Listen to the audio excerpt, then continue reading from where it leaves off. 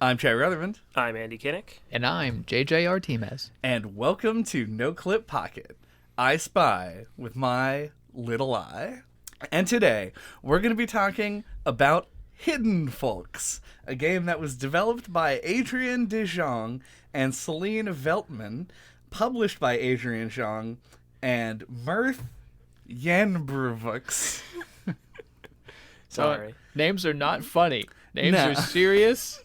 Mirth, if you hear this, give me a call. Tell me how to pronounce it. I do not know. I apologize. And it was released in 2017 on iOS, Linux, macOS, Windows, Android, and the Nintendo Switch. But first, if you give us a like or a rating, it'd be greatly appreciated. So, Hidden Folks, I feel like I owe an explanation to all of you and also to JJ. Yeah, you fucking do. As to why, A, we're doing this game, and 2, why you specifically were asked to be here. Yes, I feel pranked and joshed. I was slightly pranking you, and because I knew already that you would not enjoy the gameplay of this game. You're correct. And the reason for that, and I have been trying to find this clip, but cannot. And I don't know. I've got maybe 2 weeks to find it before this episode goes live. Indeed. So if I do, I'll put it in. If not, I'm sorry. Where you were deriding a game for having a hidden object mechanic, and you were like, "No one likes doing that."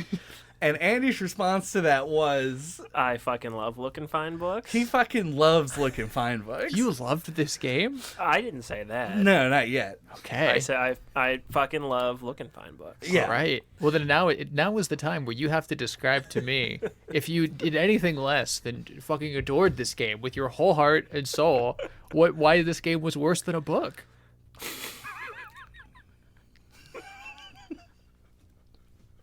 I guess Hidden Folks is a Look and Find game. It is, yes. This is a hidden object game, and specifically, I went and searched this game out by finding like what was, because hidden object games are a genre that actually has a following, like a very large one. Oh Jesus. And I was trying to find what is like generally considered to be the best one, and that is this. And so I went and got it. I think I've had it for like 2 years since Yeah. whenever that episode aired, and then just now we've gotten around to doing it with you because I wanted to see if the dichotomy still existed, and also sprinkle in my opinions here and there. So, so why was this game better or worse than a book, Andy? I definitely liked it less than actual Look and Find books. A big thing, I wanted to remember to grab an I Spy book while I was at my parents' house and did not remember. I think the big appeal of Look and Find books to me was like looking at them as a kid and them like being these like they felt like little windows into another world, you know, like it reminds me of a simpler time where I could just sit with a book for like hours just looking at it and be thoroughly entertained. There's also like a level of craftsmanship, especially with like I Spy, that you don't appreciate as a kid, but I think subconsciously you have some kind of appreciation for like how nice it looks. So yeah, I feel like there's a lot to that physical book. With the game, there's a lot of like zooming in and zooming out, and the image being like 8 screens big that you have to like pan around, which I didn't quite like as much. Indeed. I will say, I actually like this game a lot more than I Spy books or Where's Waldo books. They were never my thing as a kid, and I found the idea of even looking at them to be kind of daunting and unappealing. And so my expectation going in was that I was going to really hate this game, and I'm more so... I definitely didn't hate the game. I didn't love my time with it, as I think we all kind of expect, but I found myself marveling similarly to the way that you look at an I Spy book and just how detailed the illustrations are. Well, I Spy Well, books for are like physical models. That's true. So the photographs and the models and the panoramas that were there in the I Spy books, I was marveling at the little technical details in this game that I found to be really impressive and interesting, and drew a few maybe unexpected comparisons to other things. So that's, I don't know. I actually came out slightly more positive, but also negative in different ways. So. Hit me with it. I need someone to like kind of quell the storm within me before things really go through. Because I mean, this could have been, if you just let this out, end of our friendship on the spot. just slurs will fly. I don't want, and I value you and cherish you. Yeah, so I think for me, the positives of this game are two major things. One, this game has actually a weirdly heavy emphasis on interaction, like actually choosing what you're going to examine and look at, and then these like little cause and effect things you can do, like plugging things into outlets or making snowballs roll down hills and become bigger. It was unexpected because I was expecting this to be a very static game, but it actually has a lot of motion and technical intrigue. But then the other thing is that it kind of reminds me of doing the crossword puzzle, which is something that for the past couple of years I've been doing every day. And it's like reading the clues that they give for each of the people's location and then trying to decipher based on the clue where they would be in relation to other things. And they go from as simple as being like, this guy is on the outskirts of town, to like very cryptic in a way that is like, this person needs a little more than nicotine to light them up, and they're like next to a burning pile of tires. Like, it's like you have to think about what it's saying and go to them. So I was kind of drawn to the linguistic and interactive elements of it more than the hidden object ones. Got it. Hypothetically, I could absolutely appreciate that kind of linguistic craft that you could build into a very good version of this game. But as it stands, I'm pretty sure this game is like... Let me start. If I was sent backwards in time and was tasked with teaching Teddy Roosevelt what video games are, 30 minutes into that conversation, this game would be what Teddy was imagining, I'm pretty sure. Oh, yeah. Yeah. It'd be like, so the drawings move around when you're not doing anything? And they make funny noises to entertain the kids when you click on them? And then if you're like a cool gamer, you'd be like, no, Teddy, actually games are like way more than that. You're like really oversimplifying what interaction means, unless it's this game when it's literally just you click the car and a human man goes beep beep. And it's unclear to me whether that's intended as a punishment. Like maybe it's a punishment because I clicked the wrong. Maybe it's trying to discourage you from just clicking fucking everything because you want to be done with this because you were charmed in the first 20 minutes of the game and we're like, oh, this is a really cute. I'm glad someone made this, and you were like, wait, I'm supposed to be here for hours. I have to stay because that's I mean, it's just no game has squandered my goodwill, I think, faster.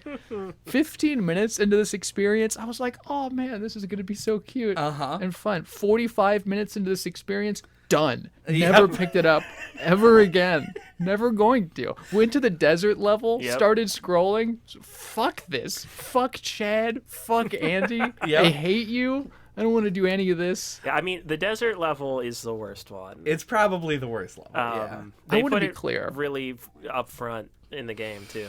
I didn't do the desert level. I looked at the desert level and then walked out of the building. Yeah, the train of this conversation, I think, is going to make it hard for me to say anything about the game because I liked the game, but I think that's largely because I just like look and finds in general. Yeah. I'm endeared to them as a kid, but I feel like a lot of the execution in this I didn't like. Like the desert level is a good example. It's so big, and there's so much scrolling in and out. Like I can imagine like a giant Cartown Mat printout of that level and it being a lot more enjoyable to be able to like stand over the whole thing and like go along and like look at each thing in chunks and not lose track of what I have and have not looked at in the past like 30 seconds. So it's a lot of like the fact that it is a game that relies on you like zooming in and out, and like I do like a lot of the interactive elements. I think a lot of them are very cute. But, like, you have, like, the city level where there's so many windows with shutters. And, like, you just, like, find yourself sitting there opening all of them. And it can get a little tedious. Like, I think one of the appeals to, like, a lot of look and finds for me is, like I was saying earlier, like, it's like a little scene. And this tends to err a little bit more on the Where's Waldo side, where they just put as many fucking characters in the scene as they possibly can. Yeah. Which I always liked a little bit less, personally. So it's doing a lot of things in execution I don't like as much, but I still did enjoy it overall. I think So I'm really splitting the difference. Or we're all being torn in different directions, I think, by the game. here, I can dig in a way that I think will still be useful, especially given your contribution. Yes. To clarify, why, like a brass tacks philosophical level, I don't enjoy look and finds particularly much. Yeah. And also respond to your particular joys and statements, Chad. Yeah. Like, when I am playing this game, I could imagine a version of it, perhaps even a version where I trusted the author more, where I assumed the clues were like so witty and good and great that I could I could trust that if I saw the answer, I would immediately know that that was the correct one. Like, go-to example here. There was in the fucking, I don't know, camper trailer park area with the crazy Batman that I love. There was one clue that was like, find this woman who hates the sun and is like sunbathing. And like, I get the intent of the clues that you're not just supposed to look for anyone who's not in the sun. You're supposed to look for someone who like is defined exceptionally by not liking the sun. Mm-hmm. And that was true of the answer. It was someone who was covered by a whole bunch of umbrellas instead of just one. But that's not how I work at a mechanical level. Because I don't trust I don't trust in my ability to recognize that on the basis of the clue immediately. Mm-hmm. So instead, I systematized it and looked at every area in which there wasn't sunlight in which a person could conceivably be. Mm-hmm. So I clicked on every discrete fucking umbrella one at a time, just like going through it. And that was just pure fucking misery. It was absolute misery the whole time to see all these like vaguely, and I'd look at someone like, oh, they're in a bikini, and I'd click on it and be like, wait, nothing's happening. Oh, they have like a slightly fucking different hat. Time to continue. They do have a slightly different hat, yeah. Fucking Sisyphusian journey pushing this. I will say, there were times when I felt that, for sure. Like the Sisyphean of the whole scenario, like particularly in the big large levels, which I think were particularly discouraging when you first jump to them. And I feel like this is a key thing that we should get across 15 minutes into the episode where none of us are the target audience for this game. You are more the target audience than anyone here, but still you're not out playing these all the time. No, I've played a handful of like licensed I Spy look and find games that I enjoyed more than this. Yeah. So this game is not really necessarily for us. And so I imagine that somebody who it is for looks at those big levels and goes, fuck yeah. Yeah, they're rubbing their hands together. They're fucking pumped. They're ready to get finding. Mm-hmm. And I was not ready to get finding at all. And I would see like a requirement of finding 23 things and go like, that's impossible. And like I have to scroll through, because in my version of systematizing it is I would try and read all of the clues before I started so that I wouldn't miss anything. But you can't remember like 40 things. It's just not a thing that the brain is capable of doing. Indeed. And so I would have to keep going back and checking other stuff. And so for me, the really small levels I thought were really cool. I liked the designs of the areas. I liked the interactive bits. I liked the clues. But then the big ones were so intimidating that they all gave me a fucking brain aneurysm. So I get that. Like, the big levels to me feel like the biggest weakness, but also like a distinct strength of the medium. Yeah. That seems like it's probably really good for people who are into this. Yeah, I feel like maybe that's the case, but like I think keeping them more manageable to like scroll around and focusing on like just making the design of the area stronger. Like, I don't know. I feel like just making it big almost kind of feels like a crutch. Like, we're going to make it harder by making it bigger. Mm-hmm. You know what I mean? There are sort of like fuzzy edges as well that like if you zoom out enough, you can absolutely divide the larger zones into like general areas for you to search within. Yeah, like there's a skiing level Yeah. in the middle-ish of the game that could have been 4 levels, but instead it is 1. Fair. Anyway, continue. But yeah, and because those boundaries between zones are a little bit fuzzy, you can be sure where to start looking. But if you, like me, are attempting a systemic approach to like make sure you don't miss anything, the existence of those fuzzy boundaries continues to be maddening. And I never know or can ever be certain that my trials are truly done and that I can like cross a particular area off the list and look to the next one. And just not in this game's defense, because I have no interest defending this game for any period of time, but to instead defend like the concept.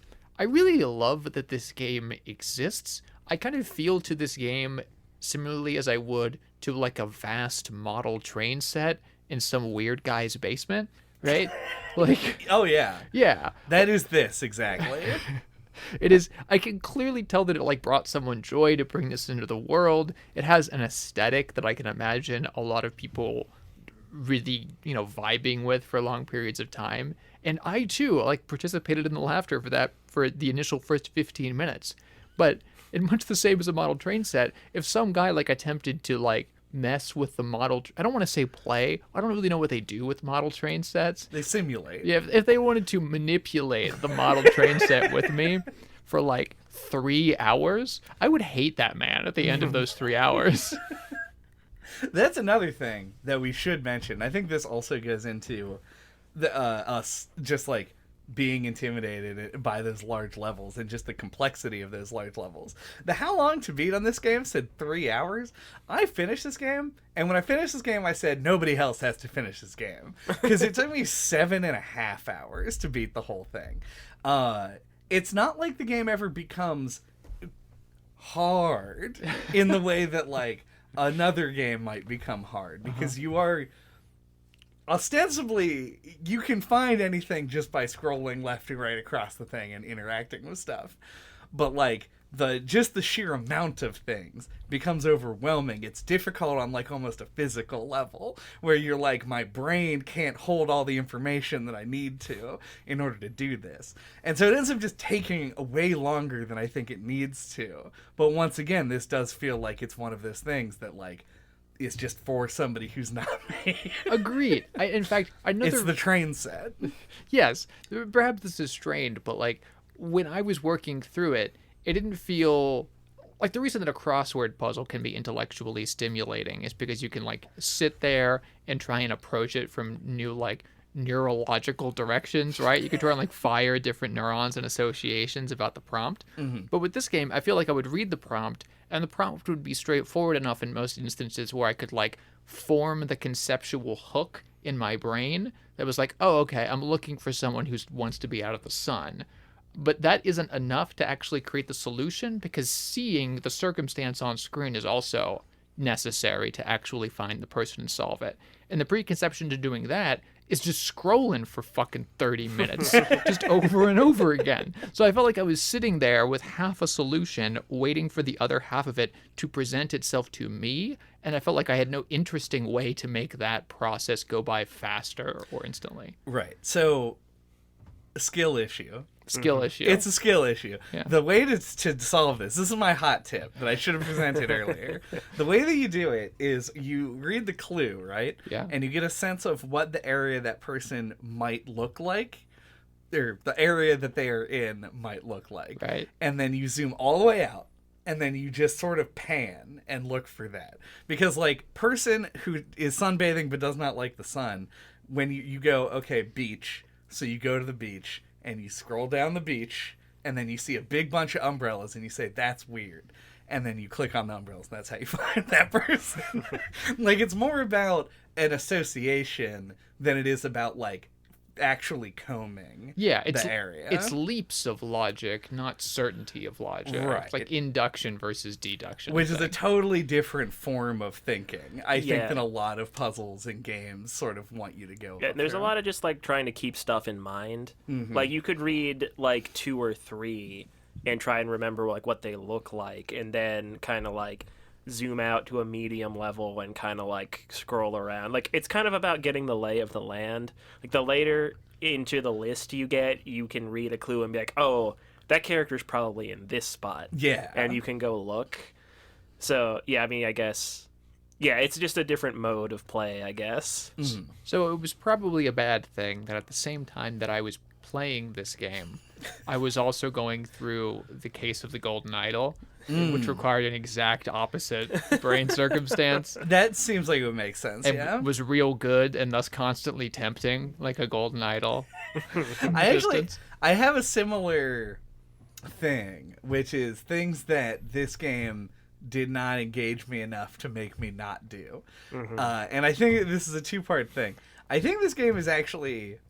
So I found this game at least reasonably relaxing. It was a game that you could just sit there and kind of do and not worry too much about. Fucking chills. Shudders. You say that? So I started wearing headphones and just, like, doing other things while I was playing the game. And one of the things that made me do that, though, and I'm curious about this because I just... In order to get the developer for the game, I looked on the Steam page. And the Steam page sells a thing that it says it's the Hidden Folks mouth sounds pack. Oh. Did we all have mouth sounds already? Like when you play the game where all the sound effects made by a person. Oh, yeah. Right? Yeah. So we didn't buy the mouth sounds pack. I'm assuming that's a cheeky way of selling the soundtrack. Oh, I suppose it could be that. Yeah, because it doesn't have music. I assumed it was like sound effects from the game that they're selling you. I mean, possibly. It could alternatively be in between each sound effect. You know, when there's all the ambient noise that you're supposed to also use to help find clues. It's just a man going like... Yeah. Yeah, a little ASMR. Yeah. Or, I mean, it could be additional sound effects. I don't know. Also possible. We should look into it, but... I don't know. I'm not going to do that. Okay, fuck The that. light at the end of that tunnel is at best mouth sounds. But I actually I thought the idea was so funny. Like, oh, like the whole thing is like just like a guy going brep, brep, brep. And I was like, that's great. I love that. It probably took me about 20 minutes before I was like, that's bad. I hate that. I don't know how. But this idea that I thought was such a good one became annoying so immediately fast. Yes. I never was annoyed by it, but... That's good. You love mouth I didn't listen sounds. with headphones. Like, I just was listening to it on a TV, and the sound effects were pretty quiet, so... I guess that's fair. Didn't really bother me. I'm glad that you kept the noise down so that your neighbors didn't have to hear what was going on. Yeah. I felt like it kind of complemented the, like... school notebook margin illustration style. It absolutely did. That is true. Aesthetically, I think this game is fantastic. Yeah. I think it's very comparable to the folly of wanting to cast the actual voice actor for Mario in the Mario movie. Explain. Well, first, correct my ignorance. What is that fucking guy's name? Oh, Charles Martinet. Thank you. I accept my gamer shame. Oh. But yeah. Shamer. Shame. Yeah. I would not want to hear Charles Martinet talk for 45 minutes about anything in that voice. Literally nothing. Sorry, Charles. The meaning of life could be escaping He's those... a big fan. those lips. So we go. And I couldn't do it. It would be just too grating on my soft ear sacs. I need gentler sounds than that. I can see this being true. Yeah, but that doesn't diminish his value, right?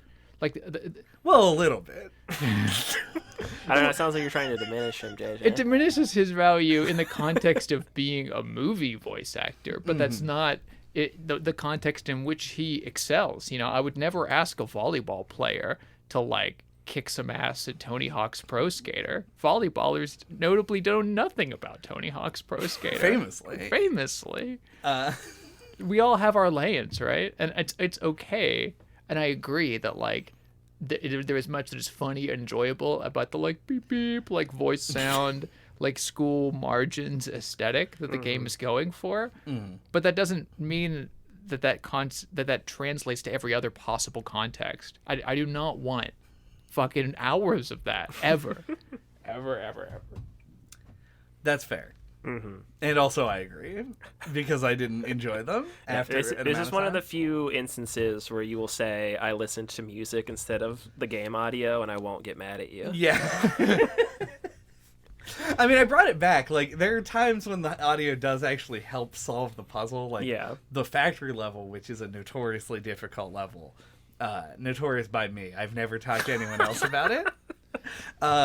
Where there's a monkey in a box, and the clue is to find some bananas, but the bananas are like also just right next to the monkey, so you kind of just have to find the exact space. But the monkey is making monkey noises, so you can listen in, and as they get louder, find the monkey. Yeah, the game does that a few times in a way that I do actually enjoy, but it felt like a way that it was distinct and better than just the I Spy book inspiration. It was like that being a game really added to the table there. Yeah. But yeah, I think the levels would have to be smaller to maximize that, though. Agreed. They're like too much of a difference in kind, I think, that they can take a long time to solve. Like, is there, like, unironically, like an ASMR equivalent of this game? Because part of the reason why I didn't want to sit there and listen closely for the pig, oink sounds that were supposed to be your clue about where the pig was, is that if I did that, I was also listening closely to a man going beep, beep, beep like beep. Thousands of times over and over again. But I can imagine another game in which it's like beautiful waterfall noises. I would love to listen very carefully to that. That would be interesting, because the problem with the mouth sounds in this game not being thoroughly enjoyable to listen to, I think comes a lot from how, like, very intentionally grating a lot of them are. Because they are trying to mimic, like, they're supposed to conjure what they sound like into your mind, but without using, like, actual Foley or sound effects. Yeah, like you're doodling and you're making sound effects as you doodle. Yeah. And then the car goes by. Beep, beep. Beep, beep. Yeah. Let's just do that for the rest of the episode.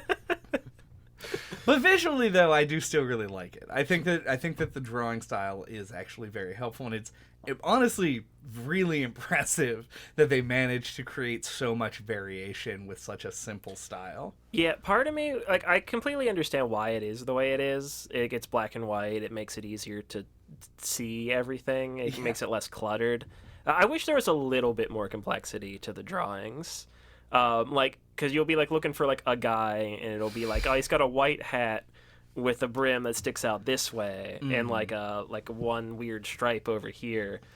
And you think that you see him, like, 4 times, but it's actually slightly different, and you have to go back and look and check again at how it's different. So, yeah, I think, like, a little bit more complexity would be nice, but overall, I do like it. Do we have Find'em thoughts?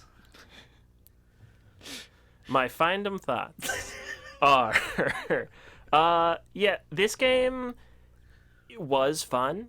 I do just like a good look and find. I've endeared to the activity, I guess, since I was a kid. But yeah, I do think a lot of the execution in this leans in a direction I don't like as much. The biggest one is like just how big the levels can be, how much you have to zoom in and out, how it's easy to kind of lose your place when you're looking for a particular thing. Like, oh, did I check this spot yet? Have I checked it 3 times? I'm not sure. It could be either one. Could be true. But yeah, I still think it does have a lot of charm. You like the visual style. I think the idea of the sound effects is interesting. and fun at the very least. But yeah, I think other things like I Spy always had a little story. It was pretty simple, but something like of a through line to lead you through all the levels. Or same thing with Where's Waldo, even though it's as simple as Waldo escaped through time, go find him or something. Something that kind of ties everything together, I think, also would have been nice in this. Yeah, so I feel like the things I dislike about it are things like it just doesn't have for the most part that I think could elevate it. But I mean, like a pleasant enough time all around, I guess, for me.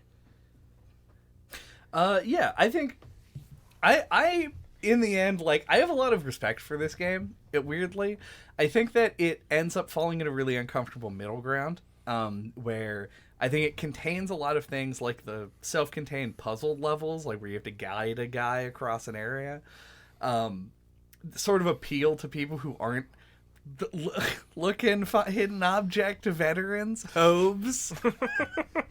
And I think that I feel like that probably detracts a bit from people who were looking for that pure I Spy experience, and also entices me into wanting to play a game that I'm not going to enjoy very much.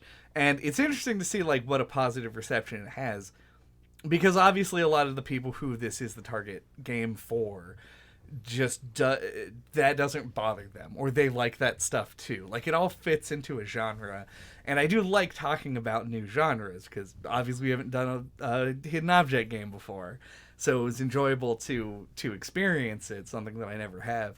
And I really like how far it goes with using the medium in a way that books cannot.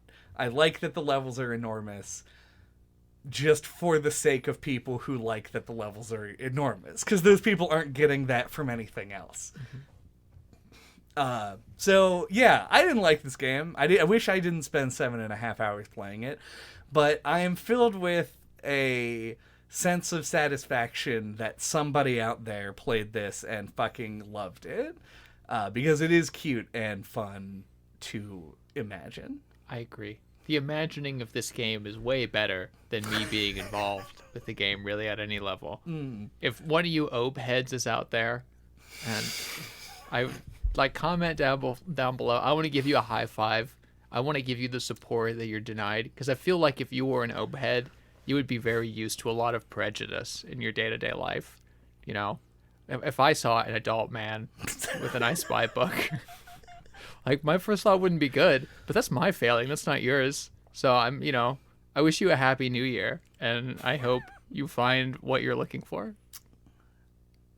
I like that. It's a little, that's good. That's a good line to end on.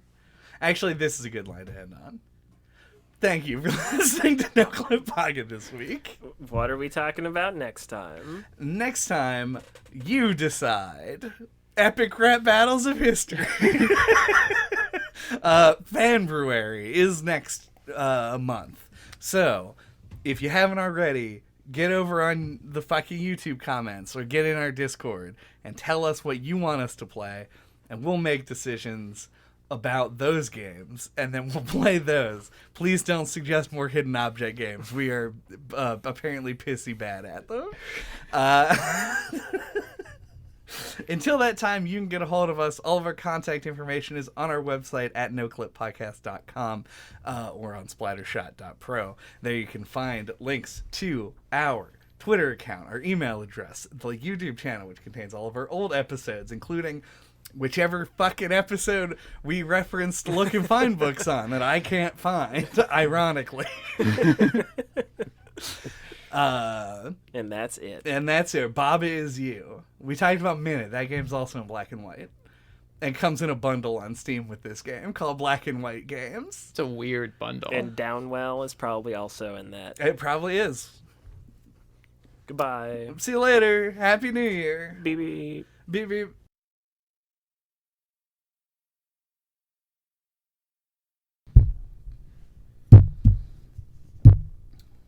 Bum bum. I love that music is appealing.